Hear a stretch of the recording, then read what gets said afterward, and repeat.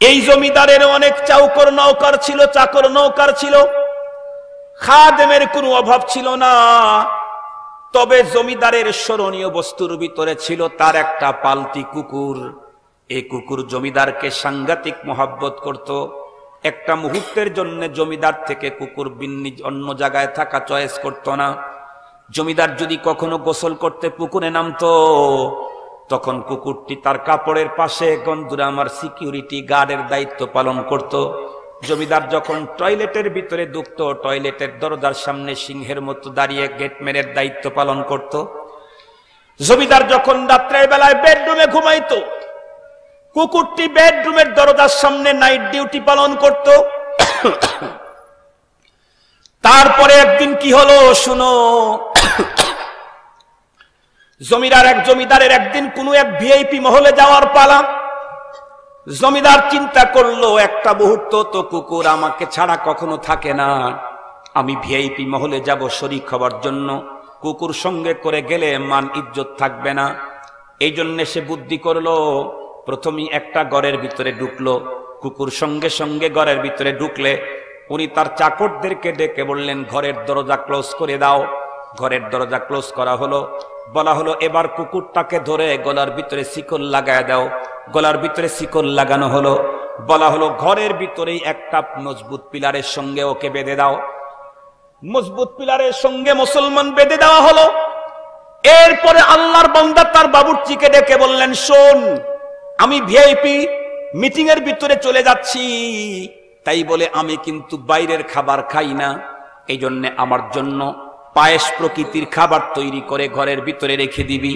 মুসলমান ভাইরা আমার এই কথা বলে মালিক যখন ওখান থেকে বের হয়ে যাবে, এমন মুহূর্তের ভিতরে কুকুর মালিকের সঙ্গে যাইতে পারতেছে না।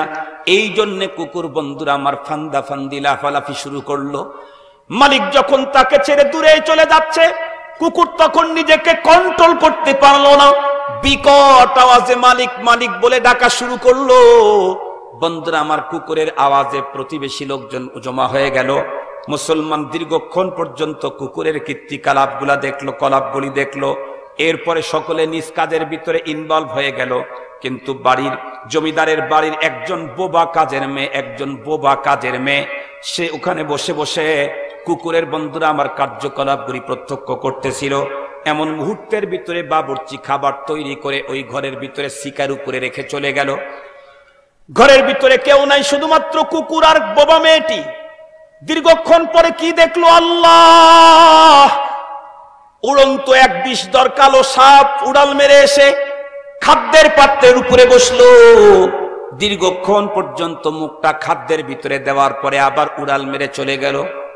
কুকুর আর বন্ধুরা আমার কালো বোবা মেয়েটি কাজের মেয়েটি দেখলো, আর কেউ দেখলো না।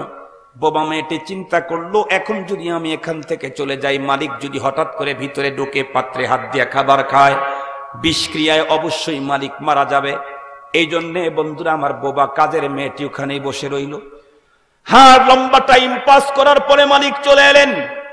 ঘরের ভিতরে যখন ঢুকতে যাবে, বোবা মেয়ের তো আর কণ্ঠে কোনো ভাষা নাই, অঙ্গ ভঙ্গিমার দ্বারায় বোঝানো শুরু করলো, স্যার খবরদার খাবারের পাত্রের ভিতরে হাত লাগায়েন না, জীবন বিপন্ন হবে। কিন্তু যেহেতু কাজের মেয়ে, তারপরে বোবা, বড় লোকের কি আর কাজের মেয়েদের দিকে তাকাবার মতো সুযোগ আছে নাকি? সে তার নিজ গতিতেই বন্ধুরা আমার ভিতরে ঢুকে খাবারের পাত্রে হাত লাগাইলো। যেই মাত্র খাবারের পাত্রে হাত লাগাইলো, রশিতে বন্ধুরা আমার শিকলে বান্ধা কুকুরটি তখন পাগলের মতো লাফালাফি শুরু করলো। মালিক সাংঘাতিক ধমক দিলেন। অন্য টাইমে কুকুরকে মালিক একবার ধমক দিলে কুকুর নিয়ন্ত্রণে আসে, কিন্তু আজকে যতই ধমক দেয় কিন্তু কুকুর নিয়ন্ত্রণে আসে না। মালিক কুকুরের ভাষা বুঝলো না। এক পর্যায়ে পাত্রের ভিতরে হাত লাগায়া পাত্রটা যখন নিচে নামায় রাখছে মাটিতে, কুকুর নিজের কাল্লা ছিঁড়ে যায় মতো বড় কষ্ট করে তবুও পিছনের পা দিয়ে পাত্রের সঙ্গে টাচ লাগায় ঢলকানি দিয়ে কিছু খাবার জমিনের ভিতরে ফেলে দিল। যেই মাত্র খাবার জমিনের ভিতরে ফেলে দিল, মালিকের রাগ হয়ে গেল। মালিক উপর্যুপরি আঘাত শুরু করলো কুকুরের গায়ের উপরে। রক্তাক্ত হয়ে গেল কুকুর। তবুও কুকুর বন্ধুরা আমার তার মিশন থেকে পিছনের দিকে যায় না। কুকুরকে ধমকানি শাসানির পরেও কুকুর থামে না। এক পর্যায়ে মালিক দাঁড়িয়ে ক্রোধে চিন্তা করলেন যে এই খাবারের মধ্যে কুকুরের পায়ে টাচ লাগছে, এই খাবার তো খাওয়া যায় না। এটা তো আর কুকুর বুঝে নাই। কুকুর শুধুই চিন্তা করতেছে, আল্লাহ, আমার মালিক যদি এই খাদ্যের ভিতরে মুখ লাগায় আমি আমার মালিককে বাঁচাইতে পারবো না। কুকুর পাগলের মতো হয়ে লাফালাফি করছে। মালিক ক্রোধে আর রাগে বন্ধুরা আমার ধরে ধমক দিয়া বন্ধুরা আমার চাকরদেরকে বলল, দে, খুলে দে, কুকুরটাকে খুলে দে। কুকুরের বন্ধুরা আমার নিয়ন্ত্রণ যখন খুলে দেওয়া হলো, কুকুর ডাইরেক্ট এসে খাবারের ভিতরে যখন মুখ ঢুকায় খাবারটা খেয়ে ফেললো। মালিকের রাগ আর ক্রোধ আরো সাংঘাতিক ভাবে বেড়ে গেল। মালিক দাঁড়ায় ফোঁস করতেছে, মনে হয় কুকুরটাকে মেরেই ফেলবে। কিন্তু 1-2 মিনিটের ভিতরে কি দেখা গেল, আল্লাহ, 2 থেকে 3 মিনিটের মাথায় কুকুরটা ধীরে ধীরে দুর্বল হয়ে গেল। এক পর্যায়ে জমিনের ভিতরে পড়ে গেল। হাত পা গুলি দাফাইতে দাফাইতে 4-5 মিনিটের মাথায় কুকুরটা ধরাশায়ী হয়ে গেল। মালিকের মস্তিষ্ক তখন খুলল, ব্যাপারটা কিরে, আমার কুকুর খাদ্যের ভিতরে মুখ দিয়ে খাওয়ার পরে ভাবে মরে গেল, তার মানে কি? ওই মুহূর্তের ভিতরে বোবা মেয়েটের দিকে মোতাবাজ্জু হলো জমিদার। জিজ্ঞাসা করলো, কি হয়েছে খুলে বল। তখন কাজের বোবা মেয়েটি চোখের পানি ছেড়ে দিয়ে অঙ্গভঙ্গিমায় বুঝাইল, স্যার, ঘরের ভিতরে কেউ ছিল না, আমি আর কুকুরটাই ছিলাম। আপনার বাবুর্চি আপনার জন্য খাবার তৈরি করে খাবারের পাত্রের মুখ না ঢেকে চলে গেল। আমরা নিজের চোখে দেখতে পেলাম উড়ন্ত এক বিষধর কালো সাপ এসে খাবারের ভিতরে মুখ ঢুকাইল। আমি চিন্তা করে দেখলাম, এখান থেকে যদি চলে যাই, এমত অবস্থায় আপনি যদি ঘরের ভিতরে ঢুকেই খাবারের পাত্রের ভিতরে মুখ লাগান, আপনি বাঁচবেন না। এই জন্য অন্য সব কাজ ফেলে রেখে আপনাকে ইনফরমেশন করার জন্য ঘরের দরজায় বসে রইলাম। আমি আপনাকে অনেক হাঁ হুঁ করে বুঝাইলাম, আপনি তো আমার দিকে মোতাবজ্জই হলেন না। এক পর্যায়ে যখন বিষ বলা খাবারের পাত্রের ভিতরে হাত ঢুকাইলেন, তখন আপনার পাগল কুকুরটি নিজেকে নিয়ন্ত্রণ করতে পারছিল না। কুকুর তার অঙ্গভঙ্গিমার দ্বারা বুঝাইলো, স্যার, খবরদার ওখানে হাত লাগায়েন না। এরপরেও যখন হাত লাগা জমিনে লাগাইলেন, কুকুর তখন নিজের জীবনের কাল্লা ছিঁড়ে যায় মতো।